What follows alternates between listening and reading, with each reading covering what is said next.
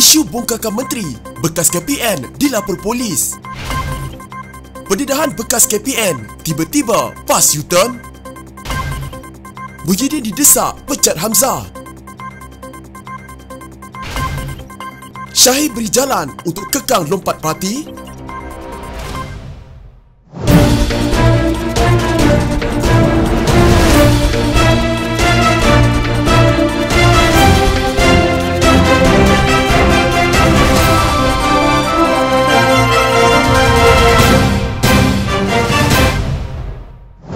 Pemuda UMNO memaklumkan pergerakan itu telah membuat laporan polis terhadap pendedahan yang dibuat bekas Ketua Polis Negara Abdul Hamid Bado mengenai kegiatan budaya rasuah dalam amalan lompat parti dan campur tangan yang serius dalam institusi Polis Diraja Malaysia PDRM bagi tujuan politik. Ketuanya Ashraf Wajdi berkata, ini kerana dakwaan-dakwaan yang didedahkan oleh Hamid itu adalah amat serius. Malah dakwaan tersebut juga bukan sahaja dibuat oleh bekas kepimpinan tertinggi Agensi Keselamatan Negara, bahkan melibatkan aspek integriti kepimpinan kerajaan dan kedaulatan negara. Pemuda UMNO mahu kertas siasatan untuk segera dibuka dan keterlibatan agensi-agensi lain, terutamanya pihak Suruhanjaya Pencegahan Rasuah Malaysia, bagi menyiasat dan memanggil bekas Ketua Polis Negara bagi menyelamatkan negara daripada berterusan dipersepsikan dengan imej kebangkrapan integriti sehingga menjejaskan keyakinan rakyat dan kepercayaan pelabur, katanya pada satu kenyataan ketika sidang media terakhirnya sebagai IGP pada 30 April lalu. Abdul Hamid mendedahkan terdapat orang politik atau menteri mencampuri urusan dalaman PDRM dengan cubaan mengatur pelantikan pegawai-pegawai kanan dalam pasukan keselamatan terbabit. Hal tersebut katanya sudah dimaklumkan kepada Perdana Menteri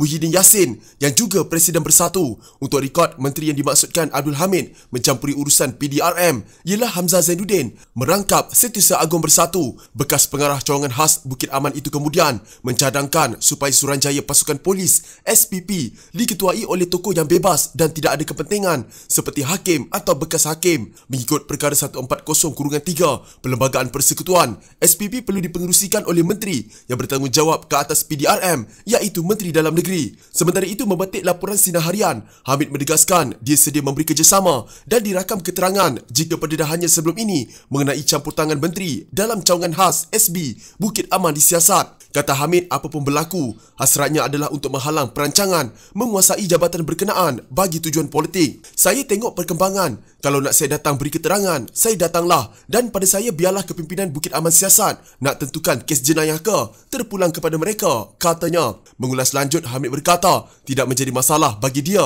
sekiranya pihak berkuasa memanggil untuk membantu siasatan. Apapun saya nak halang perancangan menguasai cawangan khas untuk digunakan bagi kepentingan politik. Sebab itulah saya dedahkan, jelasnya.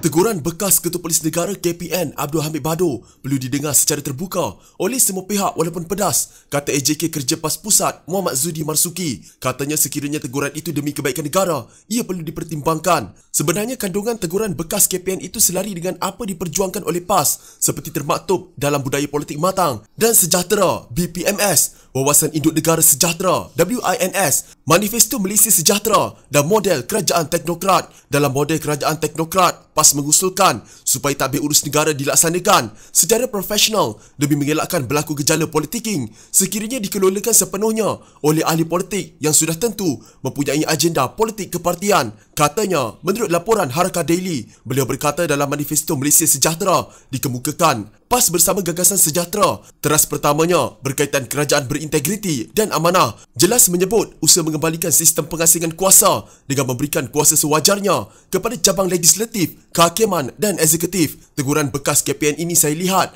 menekankan tentang profesionalisme dalam cabang eksekutif, mengelakkan berlaku politiking dalam tadbir urus sistem pengasingan kuasa dan salah guna jentera kerajaan untuk tujuan politik kepartian. Meskipun pahit bagi kita menerimanya, tetapi ia selari dengan apa yang diperjuangkan PAS selama ini, katanya. Zudi berkata beliau melihat apa disuarakan oleh bekas KPN itu memerlukan satu usaha yang mesti diterima secara sepakat oleh parti dalam kerajaan dan pembangkang. Katanya ia melibatkan pindaan Perlembagaan Persekutuan Perkara 140 yang sememangnya memperuntukkan Menteri Dalam Negeri mengetuai Suruhanjaya Pasukan Polis SPP. Saya meragui parti dalam Pakatan Harapan mempunyai kesungguhan politik untuk membina Perkara 140 Perlembagaan Persekutuan kerana sepanjang 22 bulan mereka memerintah, sedetik pun mereka tidak bercakap tentang keperluan meminda perkara tersebut, katanya. Sekiranya mereka boleh meyakinkan pembangkang ketika itu untuk meminda Perlembagaan Persekutuan mengenai had umur mengundi 18 tahun, mengapa berkaitan SPP tidak boleh diusahakan? Soalnya,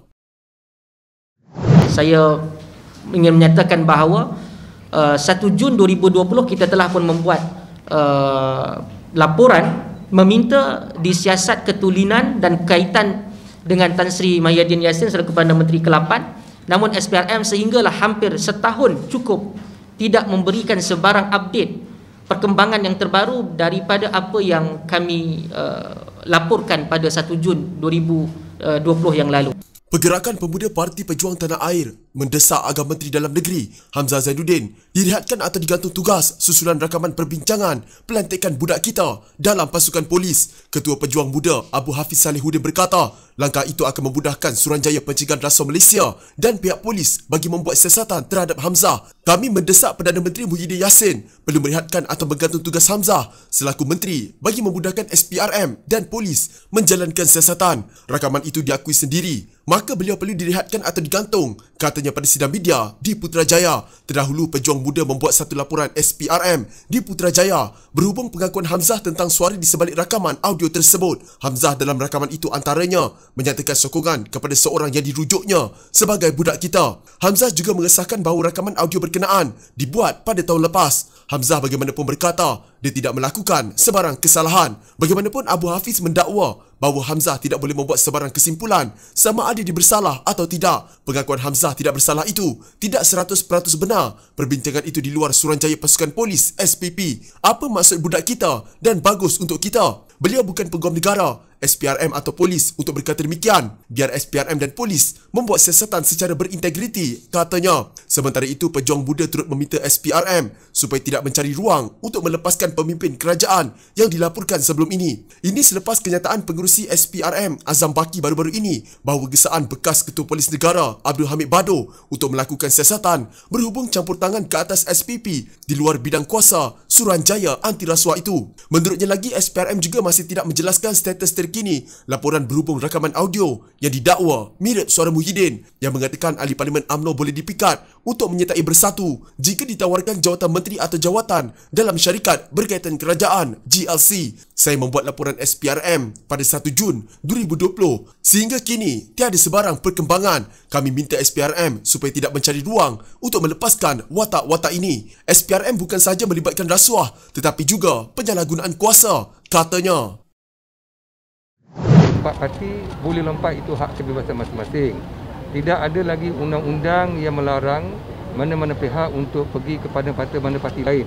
So anti-hopping law ni tidak ada wujud lagi. Jadi sebab itu saya tidak ada nak komen sangat kerana ini bukan merupakan satu kesalahan. Dan terdapat juga mereka yang keluar parti jadi bebas. Jadi pun bukan satu kesalahan lagi di undang-undang negara kita. Ya.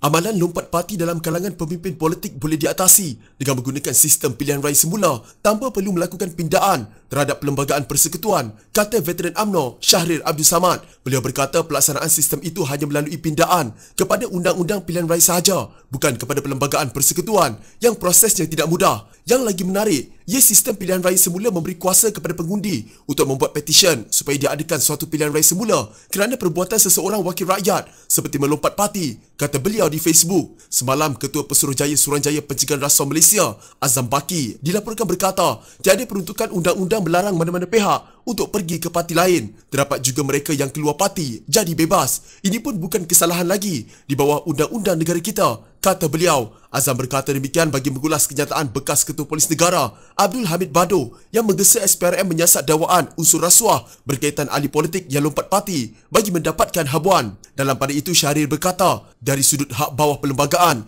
seseorang wakil rakyat yang melakukan amalan melompat parti tidak salah dan keputusan Mahkamah Negara ini mempertahankan hak wakil rakyat terbabit. Kalau nak pindah perlembagaan supaya menyekat amalan lompat parti ini, ia perlu kepada bilangan 2/3 ahli-ahli parlimen, kerja yang tidak mudah. Bekas ahli Parlimen Johor Bahru itu berkata, sistem pilihan raya semula menjadikan amalan lompat parti satu kesalahan dari sudut umum iaitu pengundi, walaupun tidak salah dari sudut hak individu iaitu seorang wakil rakyat atau individu elit. Sistem recall elections atau pilihan raya semula ini menghormati hak ramai pengundi dan tidak mengagungkan hak individu elit wakil rakyat, kata beliau.